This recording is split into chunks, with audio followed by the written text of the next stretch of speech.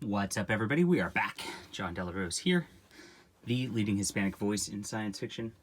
I still can't find my tripod, which is really annoying, but I got to get some of these reviews out of the way. So I'm going to record a couple of them right here and get them to you.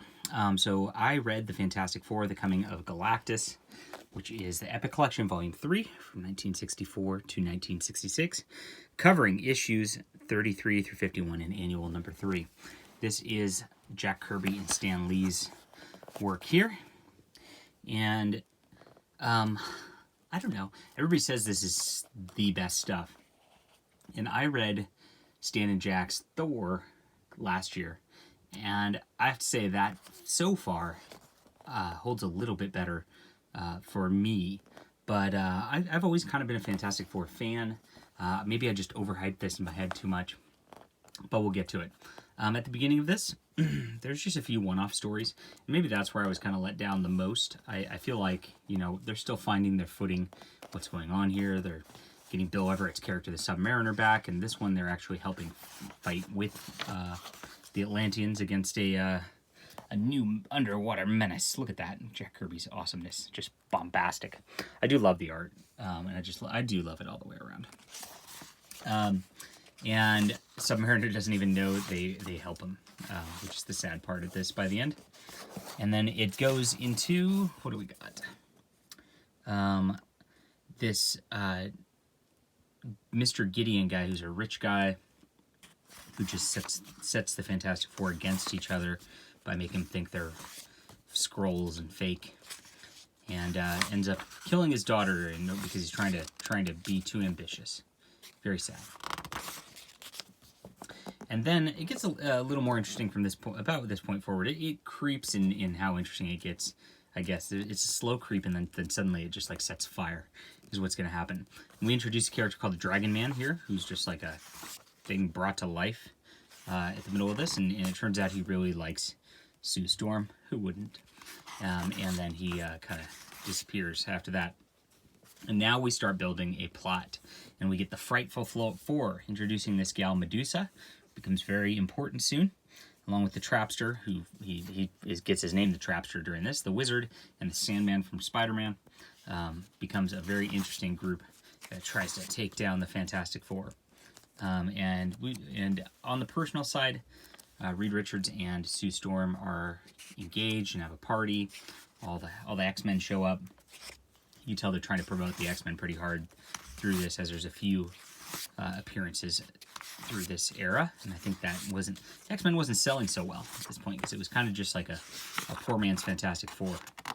If you looked at it, there really wasn't that much interesting in that book, even though Stan and Jack were doing it also. Now it builds, and they go off to the Skrull world. This is some of the plots in this are just a little haphazard. And in this one, Sue Storm's just really sad because her dad's died, and she's like, I can never truly get revenge or whatever, or justice, she calls it, but it's really revenge. So they go off to the Skrull world and like try to hunt down their enemies, which is just nonsensical that they do that. And they put off the wedding in order to like go fight Skrulls. But it turns out they rescue some folk, and there's really a bad Skrull, and now one of the Skrulls, like the King Skrull, likes them and feels indebted to them. Then we get back into the Frightful Four storyline, and this keeps building. Here's some of like Kirby's machinery. If you ever see Kirby art, this is like a hallmark of it. And he just does this crazy machinery. And it's almost kind of sad that the colors just went gray all over this, because there's so much depth here you could look into, and you could never even figure out what all this stuff does. But he did crazy detail in machinery, and that's some of his best cool stuff back there. But the Frightful Four are back. And this time, they're going to defeat the Fantastic Four. And this is a very weird ending, like an atom bomb, or I guess a gamma bomb goes off in the wherever they're at, and they barely get out because of Sue's force field, and they're kind of floating, about to die. Now in this one, Dr. Doom comes after them. Dr. Doom kind of sucks in these issues, and this is where I don't love this stuff as much, I think, as a lot of people do, is he's just like, all he cares about is defeating the Fantastic Four. and it's just kind of silly. But Fantastic Four lost their powers due to this bomb or whatever, so Daredevil, another low-selling comic that I think they're trying to push through Fantastic Four, helps them out in this one. And there we go. So he fights Doom, Daredevil fights Doom, suddenly their powers come back, and Grimm just takes down Doom. Now at the end of this, Ben Grimm goes all emo, and he's like, I'm done with all this. I quit. I'm such a monster. I can never get married like you and Sue. So sad. And the problem is it kind of came out of nowhere. That, he really wasn't really... That arc didn't really build as much as I would have liked, I guess. Now it's become a trope of the character that does this periodically, but he leaves, and then the Frightful Four kind of takes control over him. And this is where it gets real. This is where it really starts to get interesting for real. And the Frightful Four now, there's not a ton to say about the art because it's so consistent throughout the whole deal. You have the same Stan Lee than Jack Kirby. Vince Colletta did only a couple issues. This is one of the ones he did, but Joe Sinnott did the bulk of it. Interesting inking between Sinnott, who kind of doesn't quite have, I guess, as thick a lines as Colletta here. But there's a little bit of a difference. And they fight, and eventually Sue and Reed figure out a way to stop the wizard. Blah, blah. It's pretty long, a couple pages of battles. And there we go. And there is a crossover that talks about Dr. Doom doing something with his emotion ray. And he's going to mess up the wedding of Sue and Reed. Now, and they do this in the annual, and he sets off this ray or whatever. And what's interesting is all the characters, like from all the franchises, start to show up and start fighting because they're so emotional. And you get everybody in the universe. This is one of the first major crossovers of Marvel, and there's a ton going on. And this is an interesting hallmark of Jack Kirby, too. He does these photo collages where he just takes little objects. And actually, it shows one in the back of this as an extra, which is really cool. I'll get to it later. The one hand with no tripod screws things up here. But he does this kind of stuff and does these photo collages and then did a little art on top of it. Pretty neat. Very unique stuff. Nobody does that sort of thing. Maybe they should. Maybe I will. All right. And they figure it out. And even though it's hailed as a 72-page issue, it's just a reprint of a couple of Fantastic Four issues and then this whole wedding scene. Eventually, they do get married and be happy. And this gets really interesting from this point forward. So from this point forward, like from before, they were just kind of a unit that worked together, and then Ben Grimm had his thing. At this point, forgive my language, but Reed really just starts to become a total dick. And he just goes and like into his labs now and ignores Sue and tells her to shut up. She's ruining his experiments and all that all the time. And this never happened in these early issues before they got married. It only happened after they got married.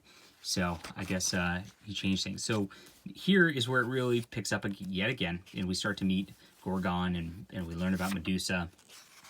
And there's this background where Johnny meets this gal, Crystal, and she's kind of disappears, and he doesn't know where she is. And Johnny really wants to find her because she's hot. Hot redhead. Can't mess with that, you know? And then we find out it's actually this group called the Inhumans, and there's Crystal. Crystal is phenomenally beautiful, drawn by Jack Kirby here. So, can't blame Johnny Storm there. And they fight the Inhumans, and they meet Black Bolt here, and we start to meet all these cool characters that are really the hallmark of the background of the Fantastic Four at this point. So while I wasn't thrilled with maybe the first third of this, and I just thought it was, it was okay, there's nothing wrong with it, it's just it wasn't, like, passionate. Finally, like, character arcs are starting to pick up here. Things are really starting to change. There's differences between the characters. The one thing I don't like is just how Reed is portrayed as just this uncaring, unthinking person who's just lost in his lab, which then becomes a hallmark trope of the character also, just like the Ben Grimm thing. But those just came out of nowhere, like I said. They really changed the characters. There was like a snap around that annual issue where the marriage happened, and Ben Grimm became this little emo guy, and Reed Richards just became like an uncaring person, and yeah, very weird. But whatever. They fight the Inhumans, and there's this guy called the Seeker who's after the Inhumans, and they realize that like the Inhumans really aren't their enemies. Everybody gets captured by the Seeker at some point, and the Seeker's gonna do his bad, dastardly thing and try to take over the world. Wahahaha. And they pretty much end things, but not all the way, because the Seeker like starts this ray that's gonna shake the world and kill all the humans, and only the Inhumans are gonna be left. And you see that this issue here now is the mention of Galactus. Now, I'd never actually read this before. I've read many different accounts of the coming of Galactus, but it's very different in the actual issues themselves. And this makes it all worth the read right here. But I love how the arc actually doesn't quite finish in the issue before. And we're actually finishing up the Inhuman storyline, where they're finishing off that bad guy, the Seeker, and Black Bolt and Crystal and them end up in this negative zone. This is the first mention of the negative zone in the Fantastic Four. And they're going to be trapped there forever, and Johnny's so upset. And Reed kind of promises he'll help him get Crystal back at some point. But alas, now it gets cool, because now we get this cool Jack Kirby art with this beautiful, I love it when we get into the starscapes and all this, and there's the Silver Surfer and the cosmic stuff, just pretty. I could look at this stuff all day. This is the type of art I want out of Jack Kirby right here. And now I am thrilled. And Galactus is coming, yay! And very interesting stuff here, as we find out that the Silver Surfer, of course, the Herald, more of that. Obviously, they cared a lot about this character. Just look at the way that they drew him. Look at the cool scenery they always gave to him. Very interesting stuff. And the Watcher actually gets involved here, because he knows Earth's going to be taken down if he doesn't do anything. Here's one of those photo collages again. And here's Galactus. He shows up. Look at the colors here. Not the normal purple. It's like a green and red. It's almost there. Got the G for Galactus right there. And then that really changes as of next issue. He becomes a little more like the Galactus we all know. There he is, in purple. Still got the G. And he's big, and the Watcher's big. And that's what we got. Reed Richards, they've shown, hasn't shaved. He's been working on a device for a while, and he's out there. Sue Storm is, she's starting to draw her a little prettier here. And our heroes are scared. Ben Grimm tries to punch Galactus. Now, what's interesting is the size of Galactus here is not what he looks like generally. And, of course, we get the shaving. Little piece of Reed Richards. Look, he's a hunk. He is beefy. You never think of him as beefy, but he is in this issue. All right. And we get the tale of Galactus, as Galactus is about to use his machine to just take out all the energy of Earth and kill everybody. And Silver Surfer meets Ben Grimm's girlfriend, Alicia, and realizes she's so wonderful and so human. Oh my gosh, I better stop this. And so he helps put a stop to Galactus. And we have a whole other issue of that. The Saga of the Silver Surfer. And Galactus, of course, controls all the Silver Surfer's powers. Look at all these beautiful imageries. This is just like super passionate stuff by Kirby here. Love it.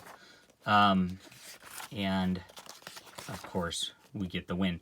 Now, this is another interesting issue, just pacing-wise. Like I said, the beginning of this Galactus saga, the first half of the issue was really just the end of the Inhuman saga. But this one ends really fast, like right in the middle of the issue. And then there's a lot of just personal stuff that they wrap up. They get this weird plot about Empire State University's football team and this jerk of a quarterback out there. Ben Grimm is really sad and kind of trails off and leaves again because he's emo and thinks that Alicia doesn't actually like him. And then Johnny decides to join college. Now, this is very interesting. This is a very Spider-Man-esque plot, as he's like, Johnny's building his own like Spidey-style relationship at State University to try to forget Crystal. And then we get a one-off issue, This Man, This Monster, where Ben Grimm takes off all emo again. And this is, again, where this is a pretty iconic image right here. Look at that. Look at the rain. Just the detail of the rain over the Thing. Just beautiful.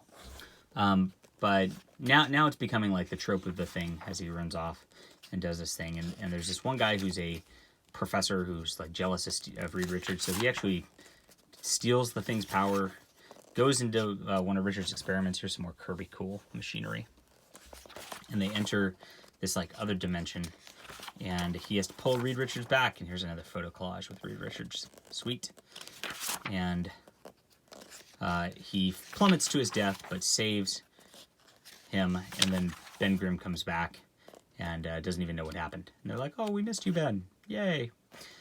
So it's a weird one-off issue to end things. I guess, I don't know. I think the Galactus was truly the ending, so this felt like a weird issue to close out the volume with. And I guess we get the Black Panther in the next issue. So cool stuff. We get some extras in the back. I want to show that photo collage that I mentioned earlier because it was pretty cool if we can find it. Where is it? Maybe not. Was it the beginning of this? Jeez. I'm bad at this. Here it is. So these are the actual photos. It's just like a light bulb and random things, and then they you know, he adds some effects to it, and it makes it look like some weird spacey thingy. Pretty sweet. Overall, like I said, it kind of picked up with that Inhumans arc once the whole wedding happened. There's a real shift in tone. I don't know. They've really just dialed the gears up, and it became a really interesting comic book from that point forward. And very good stuff. Like I said, I didn't love that Reed Richards became suddenly this like airheaded dude who's just like completely ignoring Sue Storm, because that never happened before that. Ben Grimm's kind of emo-ness came out of the blue, but then once it stuck, I guess it was okay. And I really like Johnny's development as he's like getting a life with the whole Empire State University or whatnot. That's cool stuff. And then the cosmic stuff with the Silver Surfer and Galactus is just second to none for real. I look forward to reading the next volume. It did pick up at that point. The first third was good. I mean, it's good. It's just not great. But then you get into great, and you're like, whoa, they are really firing on all cylinders at this point. So it's a combination of the two, and I got to give it like a 8.5 out of 10, just because like there were some aspects of it where those plots in the middle just kind of didn't make sense, and there really wasn't that great personal development of the characters until about 2/3 of the way through the book. So once that happened, that's a 10 out of 10. But before that, not quite as much. So 8.5 out of 10, enjoyable. Best volume of Fantastic Four so far of the first 3 that I've read. And I look forward to number 4, The Mystery of the Black Panther, which will be coming up next in this Epic Collection series. All right, guys.